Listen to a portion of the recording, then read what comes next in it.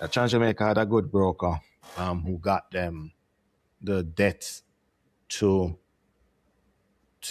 Jamaican dollar debt to clear the US debt, and in turn got them the capital from the IPO to square off the debt. And that was a very good deal.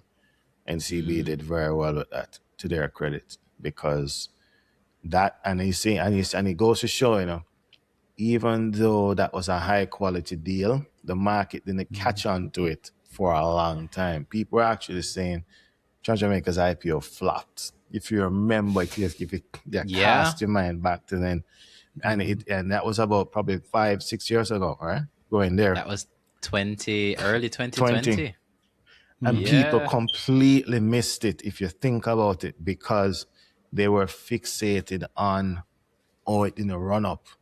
And it's only when the first dividend payment came out and the yield was 6%, and they're like, then the price start move a little bit. Yeah. And then it went to like a high, like $2.20, then it came out like $1.80. And that's when I bought for myself and I bought for others, and we just bought what we couldn't, just kept buying.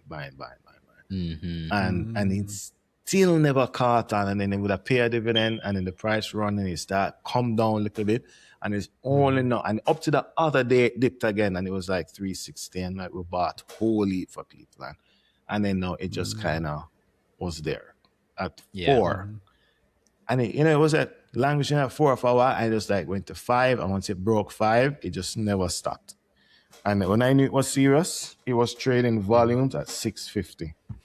Yeah, volume, some heavy 10 volume. million units, 10 million units in a day, 12 million units in a day. Yeah. And that's when it said to me, this is gone. It's gone now. And so where I'm going with it is, you can't use how how the market responds to an issue at the outset.